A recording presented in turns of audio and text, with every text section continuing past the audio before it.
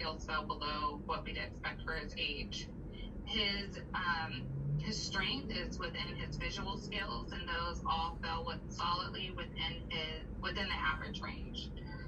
So he's able to do simple visual tasks as well as use some of those more higher level problem solving skills, as well as math skills and understanding like balance and weight and addition and multiplication in order to carry out certain tasks. His working memory is within age level expectations. It's falling within the low average range. And then again, his processing speed was highly impacted because of him stopping during the time task, and I can't stop the time at all during that time. So that impacted his processing speed skills. And then looking at his phonological skills, which are his skills that he needs in order to develop basic reading skills, fluency, and to be able to read words accurately for his age level, they range from the very low range to the high average range. And so his phonological awareness is coming up within the very low range, but it's not a complete estimate of his true abilities because of some of the non-compliance behaviors that were occurring. And he also does demonstrate that he has reading abilities that are at grade level and have been above grade level at some points during his schooling. So it's an underestimate of his abilities because he does demonstrate phonological skills within the classroom setting. Today was kind of a crazy day.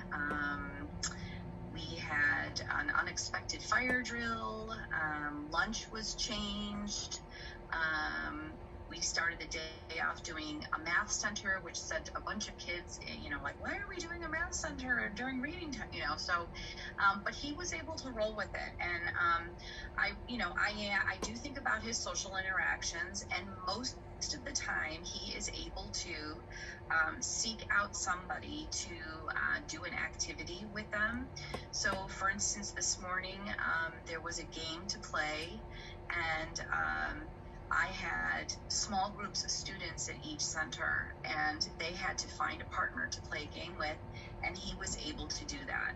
I feel like he's really comfortable with the students that we have in the classroom, and there are some particular students that he does play with out on the yard, and that also, that those friendships and those interactions make their way into the classroom, and so he does have people that he seeks out in the classroom. When it comes to his academics, at the very beginning of the year, I was wonderfully surprised when I did a San Diego quick assessment, which is assessment where they're just reading a set of words that are leveled, and he was able to read third grade words. And so based on that, I gave him what we call a running record, which is him orally reading a story and then answering questions about it.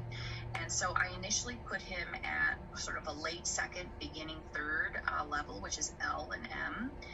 And he read them beautifully, but the comprehension was tough. So I was listening to what, Adriana was talking about with comprehension of instructions, but also just sort of his ability to take in a whole lot of information and then give you some sort of output. Because the text that he was reading was lengthy, and there were some ideas that he had to retain and hold in his memory. And when it came to questions like retelling what's happening in the story, he would say things, I don't know, I don't remember. So I had to prompt him. So then it made me think, okay, what if I just gave him a text that is at the beginning of second grade, and I gave him a level J passage, and he read the passage beautifully, but that we still came up with the same issues with the comprehension.